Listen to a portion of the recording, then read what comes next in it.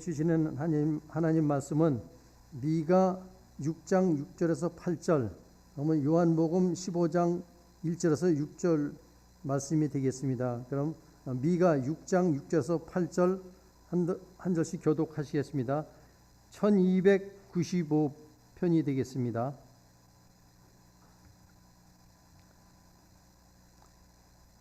내가 무엇을 가지고 여호와 앞에 나가며 높으신 하나님께 경배할까? 내가 변제물로 1년 된 송아지를 가지고 그 앞에 나아갈까?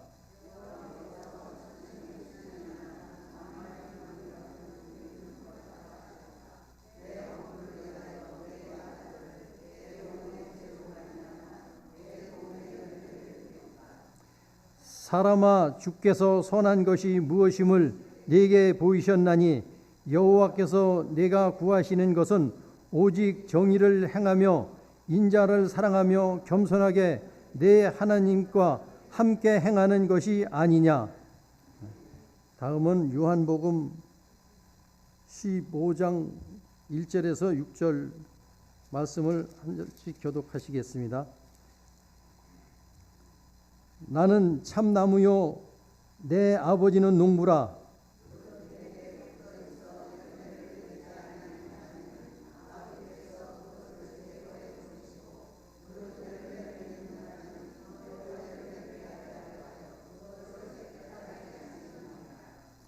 너희는 내가 일러준 말로 이미 깨끗하여 졌으니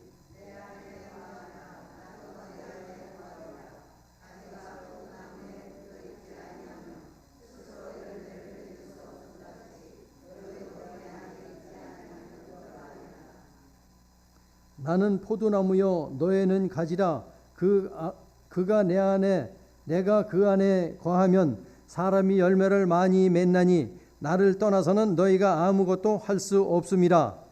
사람이 내 안에 거하지 아니하면 가지처럼 밖에 버려져 마르나니 사람들이 그것을 모아다가 불에 던져 살아내니라. 오늘 그 말씀은 세 번째 시간으로서 김상기 목사님께서 사랑의 실천 약자를 향하는 제목을 가지고 설교해 주시겠습니다.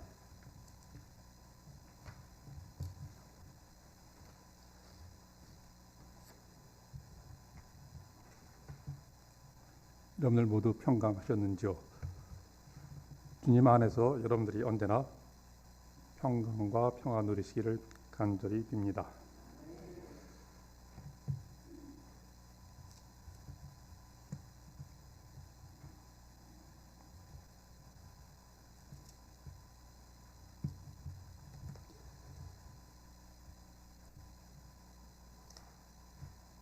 제가 처음에 이야기를 드렸던 것처럼 이제 여러분들에게 나눠준 것에 옆에 이제 A, B 이러한 형식의 부호를 붙인 것을 여러분들이 좀 낯설게 보실 거라고 생각을 하고요. 또 이제 미가서와 요한복음의 본문을 이렇게 같이 결합을 시켜 놓았는데 겉으로 보기에는 상당히 차이가 있는 말씀인 것처럼 보일 수 있습니다. 그런데 이 두 가지는 여러분들이 성서를 읽으실 때 언제나 한번 다시 생각해 보시면 이제 좋을 것 같습니다. 성서는 우리에게 참으로 소중한 것들을 말씀하시지만 그것이 때로는 우리에게 선명하게 보이지 않을 때가 있습니다.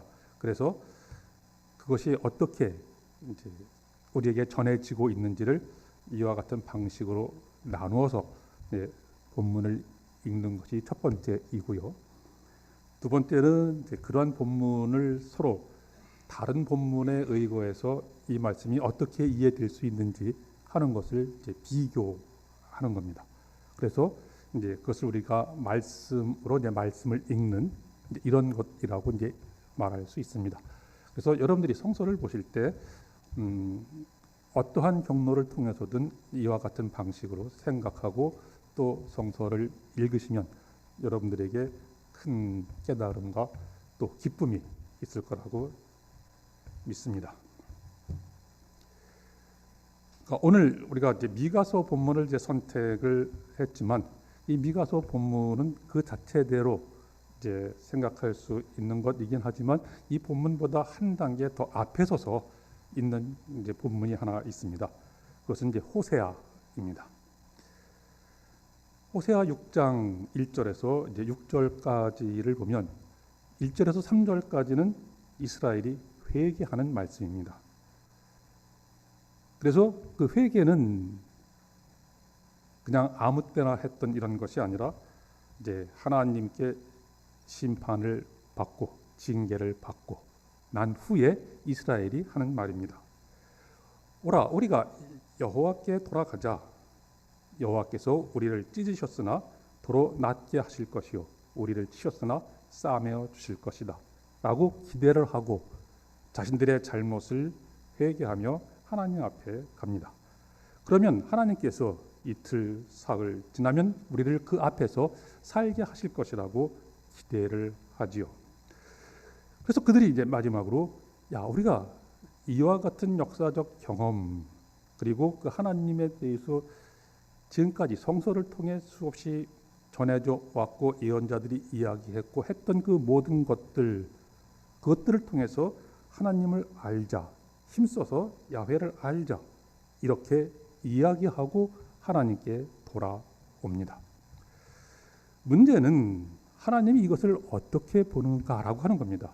우리는 통상 회개는 언제나 아름답고 회개는 우리에게 꼭 있어야 하고 그래서 다시금 하나님을 만나고 사귀고 할 수 있는 기회를 우리는 회개를 통해서 얻을 것이라고 생각을 합니다.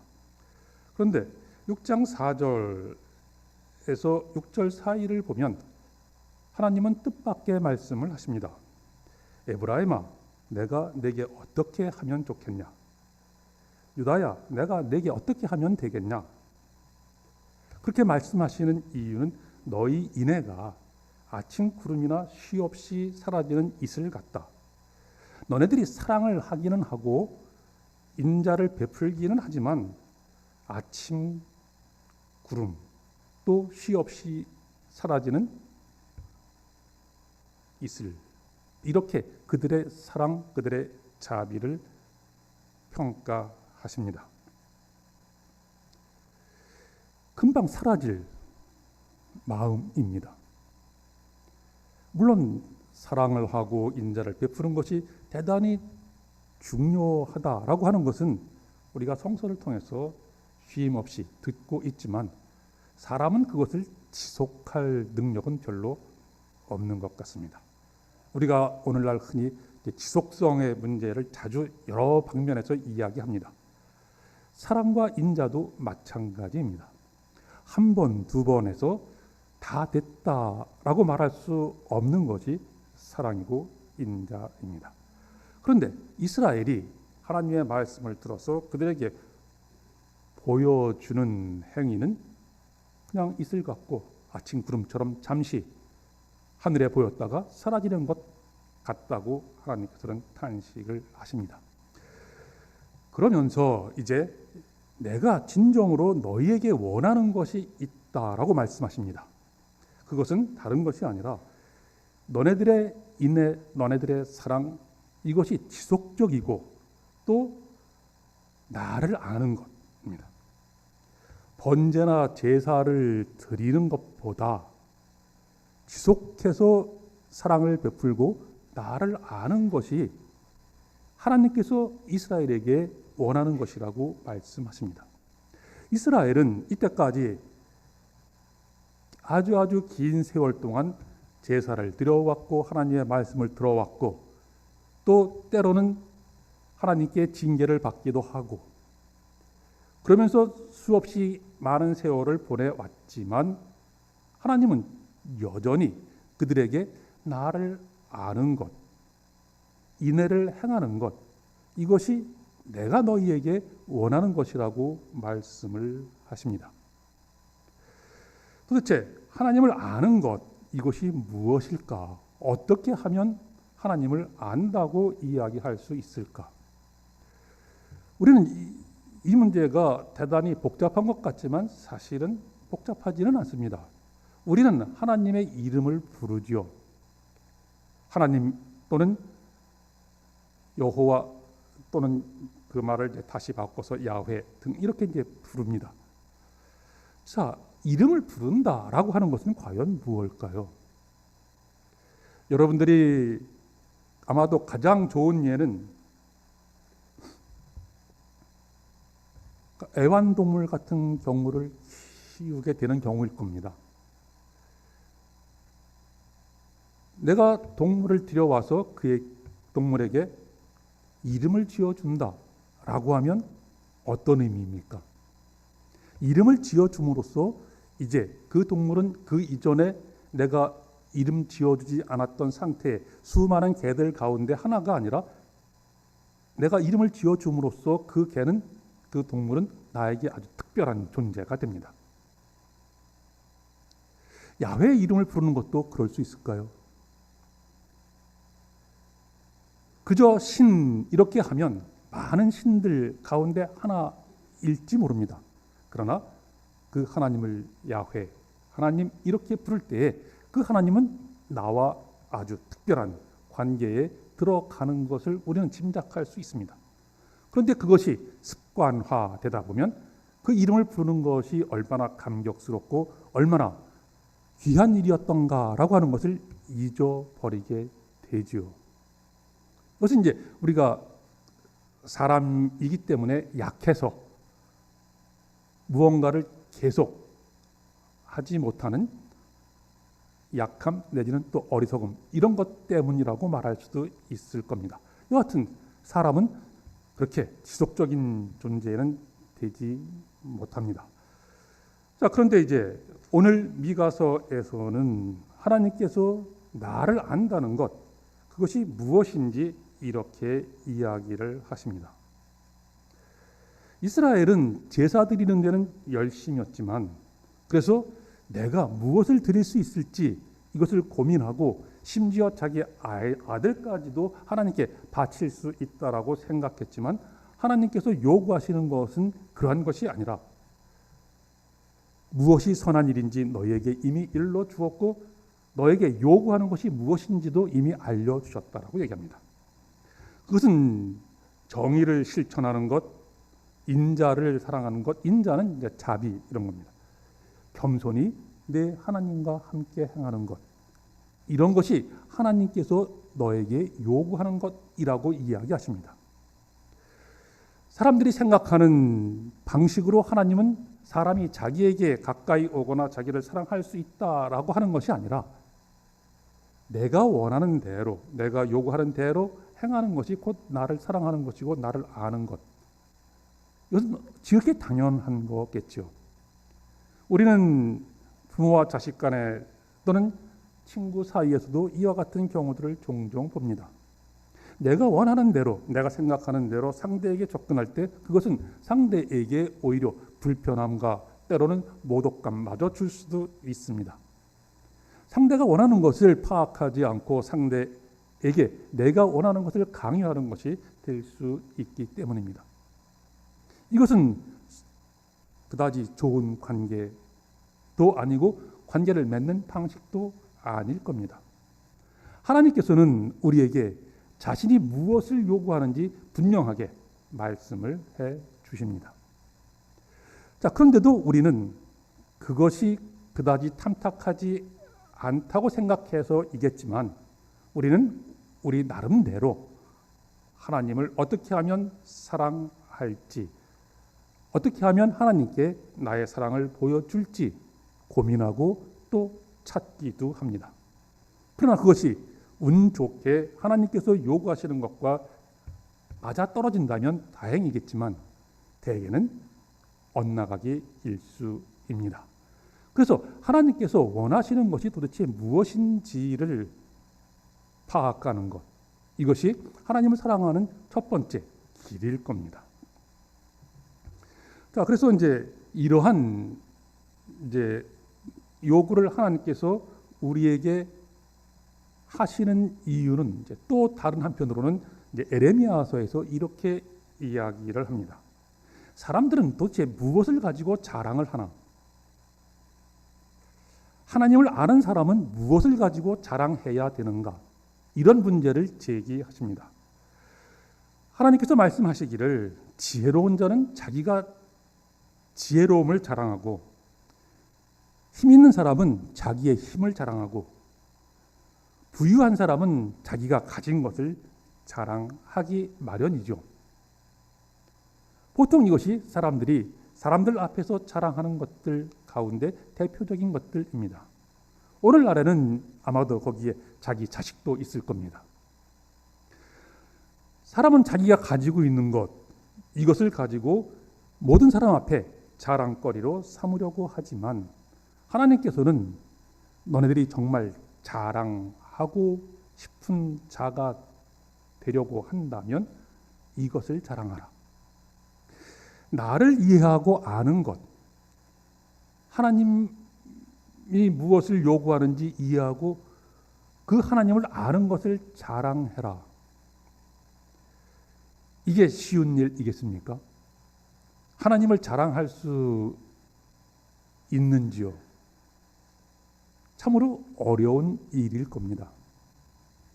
그런데 그 어렵게 느껴지는 까닭은 하나님께서 어떤 분인지를 잘 모르기 때문일 수 있습니다. 그래서 예레미야는 하나님을 이해하고 안다는 것을 이렇게 바꿔 말합니다. 나 야훼가 사랑과 정의와 공의를 기뻐하기 때문에 이것들을 땅에 행한다. 이것을 깨닫고 아는 것을 자랑해라. 하나님을 안다는 것은 그저 하나님을 알아서 자랑한다. 이게 아니고 하나님께서 이 땅에서 무엇을 왜 하는지 알고 그것을 자랑하라고 이야기합니다. 하나님께서 기뻐하시는 것, 그것은 사랑과 정의와 공의입니다. 그리고 그것들을 하나님께서 이 땅에 시행하신다라고 분명하게 말씀을 하십니다. 이런 하나님을 아는 것, 이런 하나님을 깨닫는 것, 이것이 자랑거리가 될 수 있지 않겠습니까? 하나님의 이러한 분임을 모르기 때문에 내가 하나님을 안다는 것을 자랑할 수가 없습니다.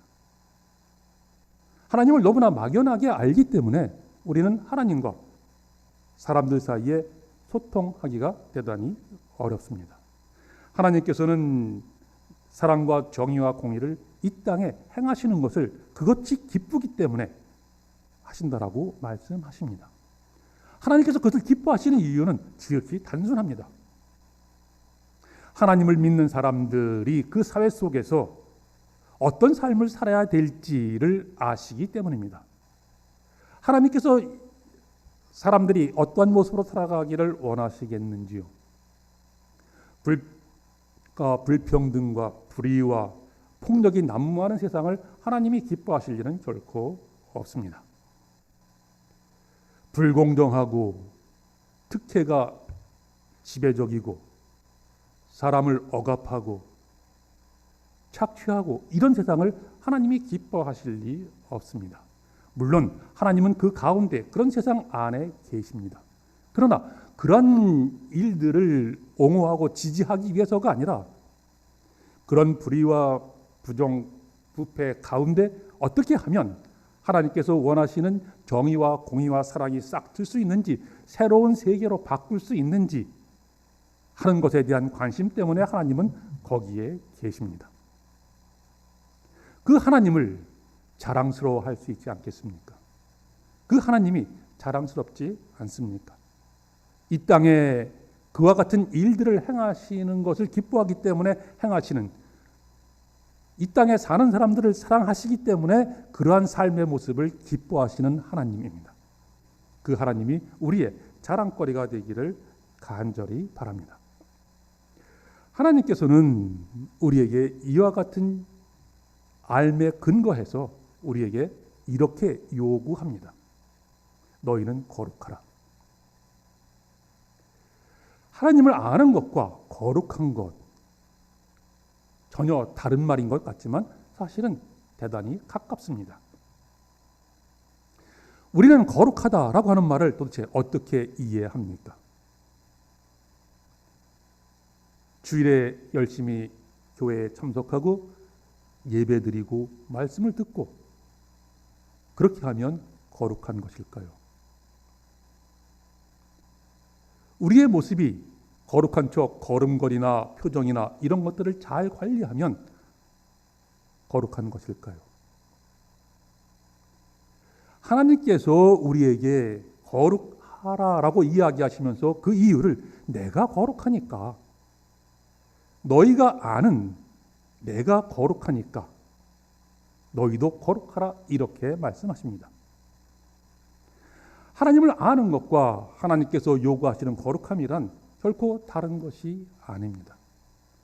하나님께서는 자기를 아는 것을 자랑하라고 할 때 공의와 정의와 사랑을 이 땅에 실천하시는 하나님임을 아는 것을 자랑하라고 했다면, 하나님께서 거룩하시다라고 말하는 것도 그것과 크게 다르지 않습니다. 물론 우리는 제의적으로 거룩한 분 앞에 죄가 드러나고 우리의 불의가 드러나고 우리의 깨끗하지 못함이 드러나는 그러한 거룩함 생각할 수 있습니다. 하나님은 분명 그렇습니다. 그럼에도 불구하고 그렇지 못한 죄 가운데 사는 우리에게 그를 안다는 이유 한 가지로 거룩하라고 요구하십니다. 우리가 잘못을 안 해서가 아니라, 우리가 죄가 없어서가 아니라, 우리가 죽을 존재가 아니어서가 아니라, 그와 같음에도 불구하고 거룩하라고 말씀하십니다. 그때의 거룩함이란 특별히 다른 것이 아닙니다. 거룩하라고 요구하는 성서의 본문은 레위기 19장입니다. 그리고 그 밑에 길게 어떠한 일을 하고 어떠한 일을 하지 말라라고 하는 요구사항들이 들어 있습니다.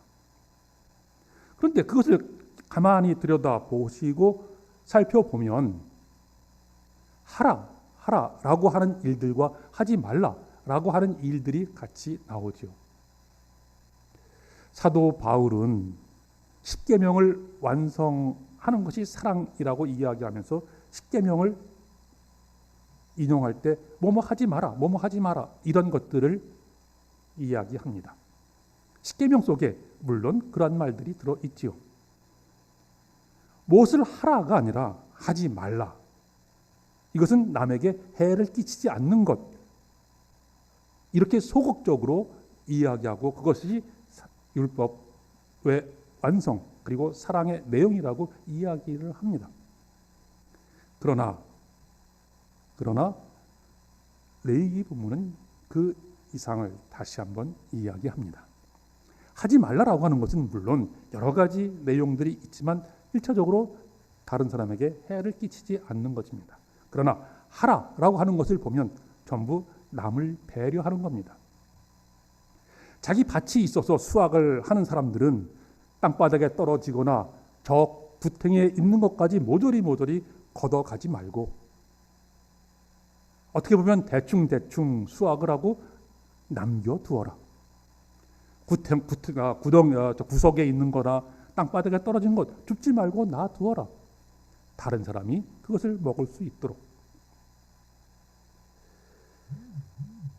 뿐만 아니라 거기에서 이야기하는 것들 가운데 이러한 것들이 있습니다. 공정을 강조합니다. 억울함을 양성하지 않도록.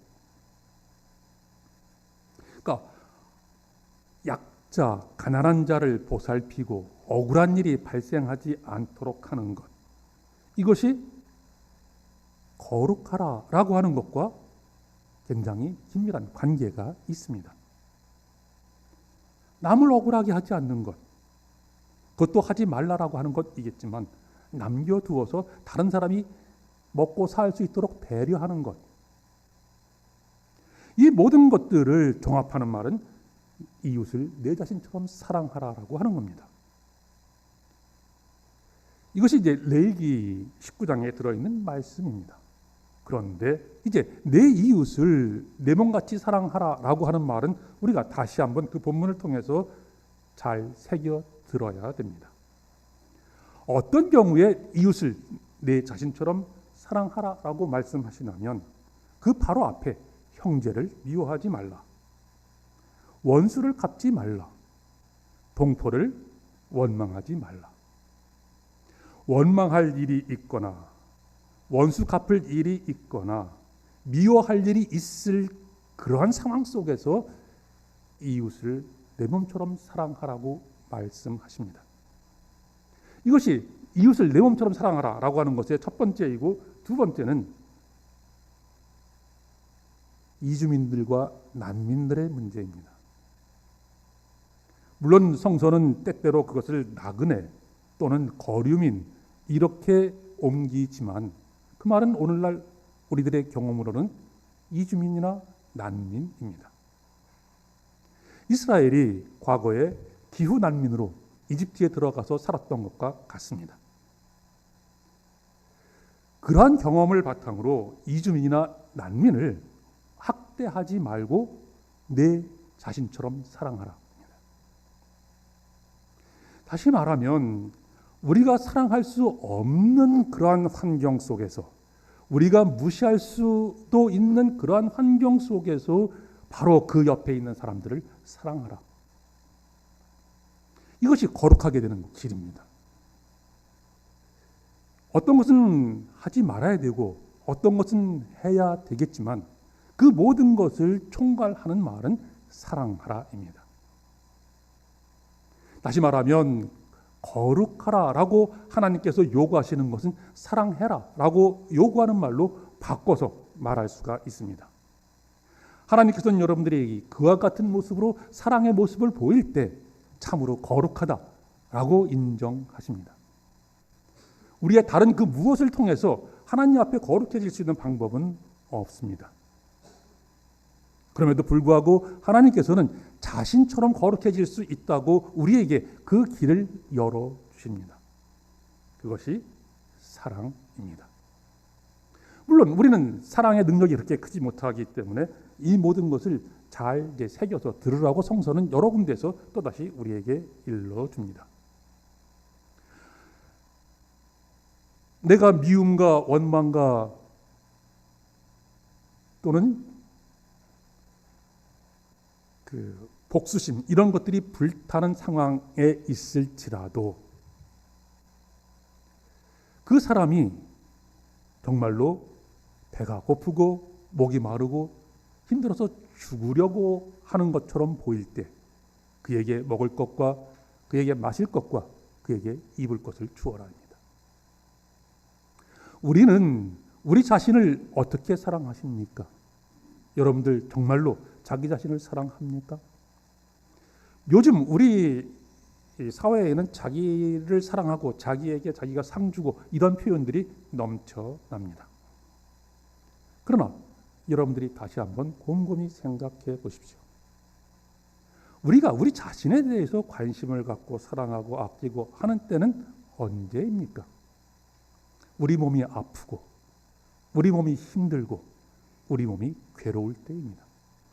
그럴 때에만 우리는 잠시 우리를 돌아보고 사랑하고 어떻게 하면 다시금 건강해질 수 있을지, 어떻게 하면 나음을 얻을지 이렇게 생각을 하죠. 그러나 그 순간이 지나면 우리는 곧 잊어버리고 맙니다. 우리는 자기 자신을 늘 사랑할 수 있는 존재들이 결코 아닙니다.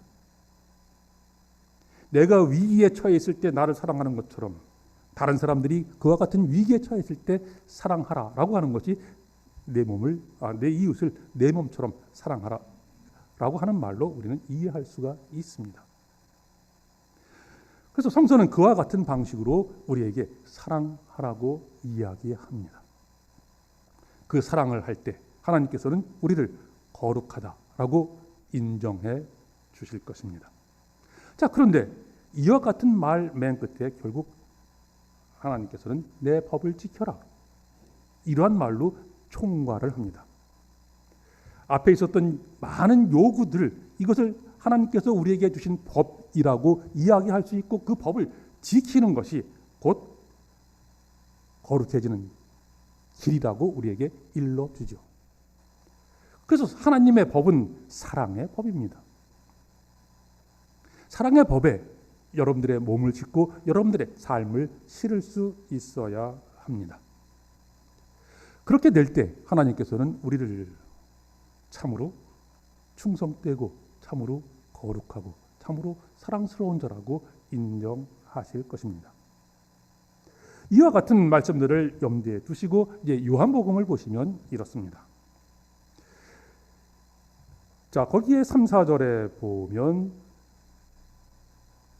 내가 내 말로 너희를 이미 깨끗하게 하였다.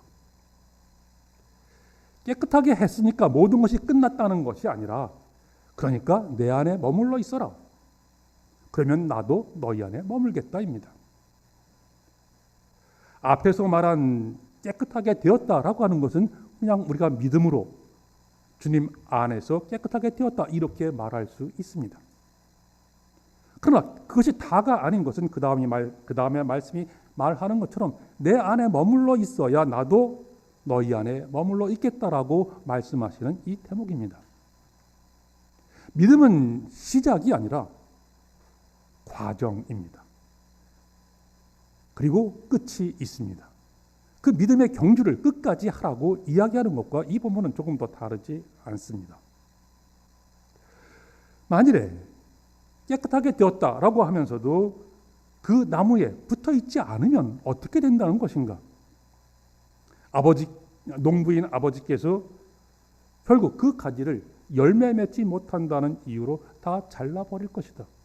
그래서 그 잘라버린 가지는 사람들이 모아서 밟기도 하고 불에 태우기도 하고 그렇게 할 것이다 라고 이야기하지요. 쓸모없는 가지처럼 버림받고 말라 비틀어질 것이라고 이야기합니다. 이미 믿음으로 깨끗해진 여러분들은 그 삶을 지금까지 그리스도 안에서 잘 지켜왔습니다. 그리스도 안에 머무는 삶이 앞으로도 계속되기를 간절히 바랍니다.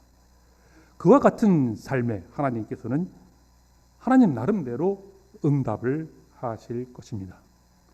그리스도 안에 있으면 열매를 맺을 수밖에 없다는 것이 이 비유의 핵심입니다.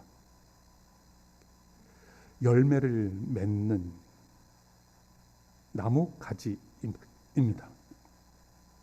물론 우리는 열매를 맺는 나무까지 이렇게 이야기하면 또다시 우리에게 대단히 큰 부담이 될지도 모르겠습니다.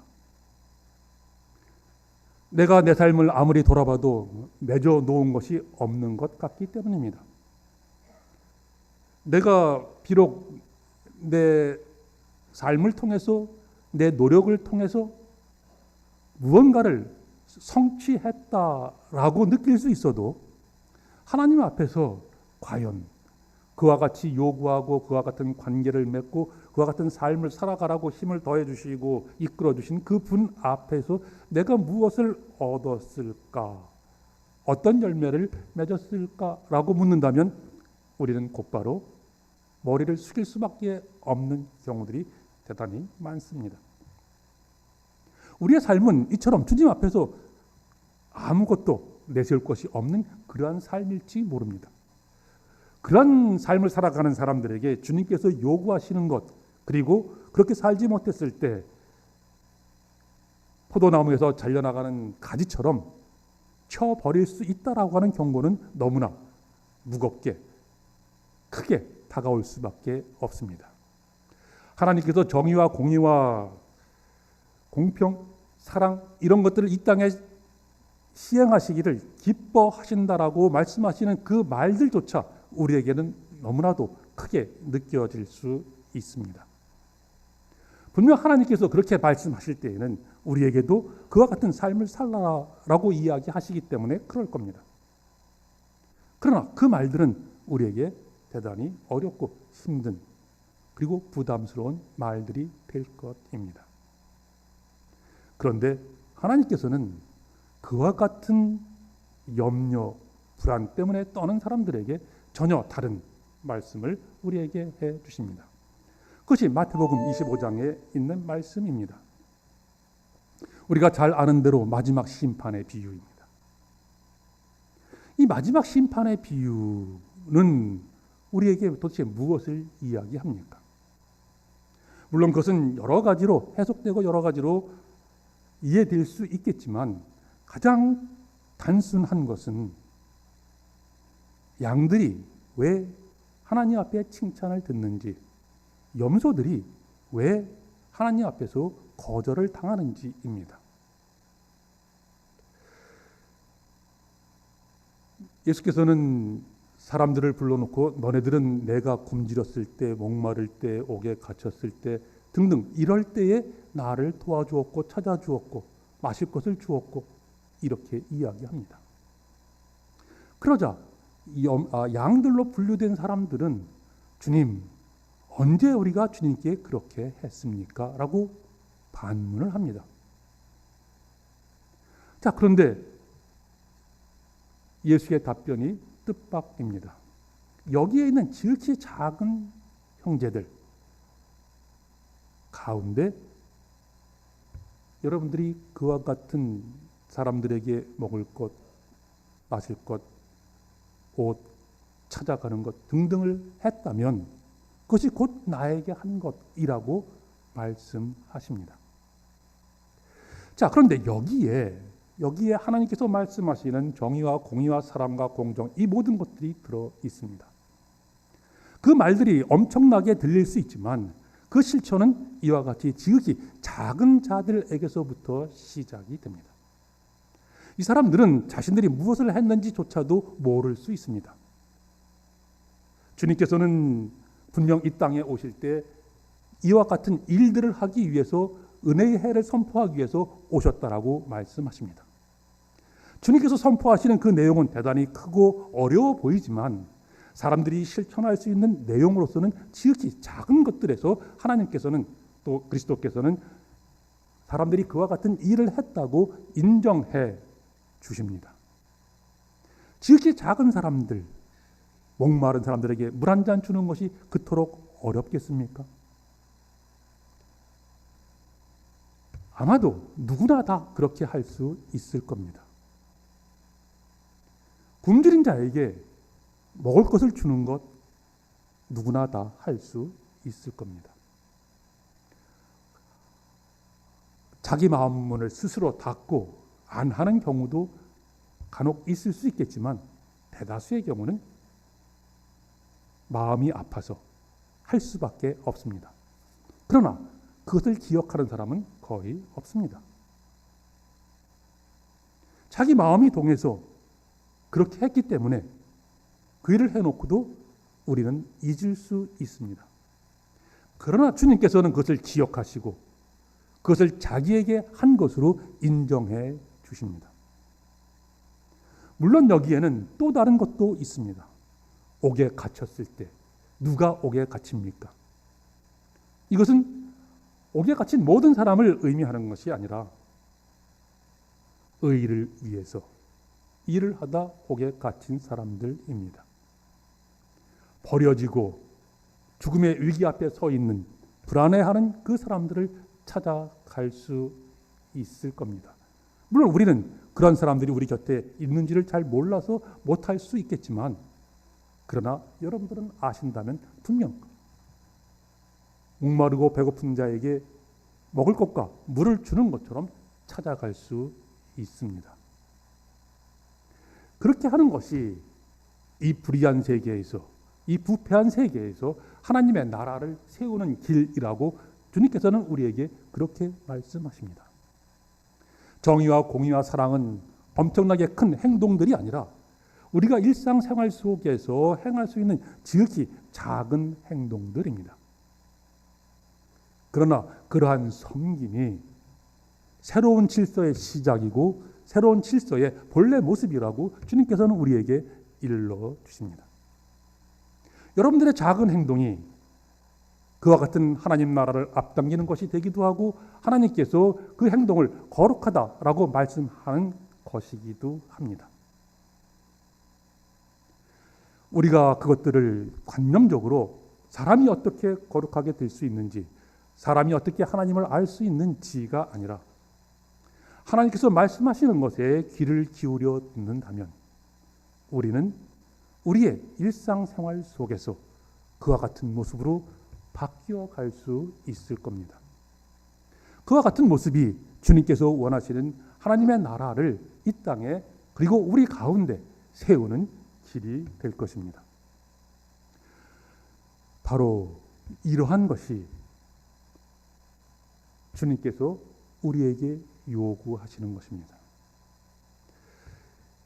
그럼에도 불구하고 우리는 주님 안에 있는지 없는지 늘 스스로 묻고 불안해할 때가 있습니다.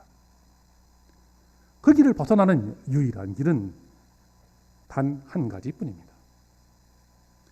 너희가 내 말을 듣고 지키면 너희는 내 안에 있고 내가 너희 안에 있다라고 말하는 것이 예수의 말씀입니다.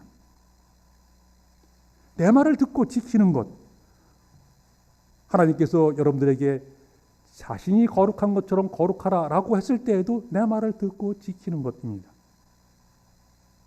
예수께서도 우리에게 그와 같은 동일한 요구를 하십니다. 우리가 그리스도 안에, 그리스도가 우리 안에 있다라고 하는 것을 확인할 수 있는, 아니 우리가 확인한다는 것이 아니라 주님께서 확인할 수 있는 단 한 가지는 그의 말씀을 듣고 지키는 것. 레위기 19장에서도 그것은 결국 사랑하라라고 하는 말로 요약되었던 것처럼 예수께서 우리에게 하시는 그 수많은 말씀들 전부를 한마디로 요약하면 마찬가지로 사랑하는 것입니다. 너희가 서로 사랑하면 내가 너희 가운데,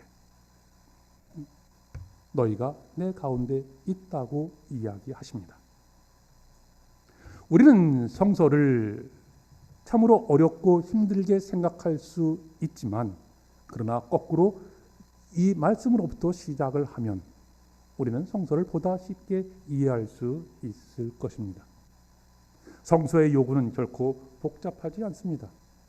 우리들의 가장 작은 삶의 단위에서부터 주님께서 원하시는 일들을 행하는 것. 그러나 그것은 우리가 모를 수도 있고 이것이 어떤 의미를 갖는지 알지 못하는 경우도 허다하게 있을 겁니다. 그러나 주님께서는 그것들을 일일이 지켜보시고 내 안에 그리고 거룩한 모습으로 살아가는구나 라고 기뻐하실 겁니다. 하나님께서 기뻐하시는 일을 여러분들이 이 땅에서 행하며 삶을 살아갈 수 있기를 간절히 바랍니다.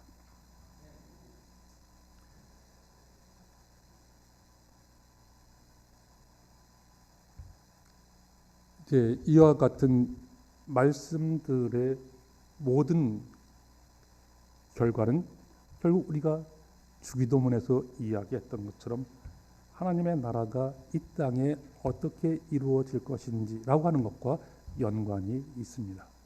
하나님의 나라는 정치적으로 임하는 것이 아닙니다. 하나님의 나라는 우리들의 삶을 통해서, 사랑의 삶을 통해서 이 땅에 올 것입니다. 이 땅에서 그러한 삶을 사는 사람들에게 하나님의 나라가 임했을 때 하나님 나라에 들어갈 수 있는 사람으로 주님께서 인정하실 것입니다. 이것이 성서가 우리에게 마지막으로 하는 이야기라고 생각할 수 있습니다. 여러분들의 삶, 주님께서 기뻐하시는 그 삶의 모습을 통해 하나님 나라에서 함께 하나님과 더불어 살 수 있는 날이 속히 오기를 간절히 바랍니다.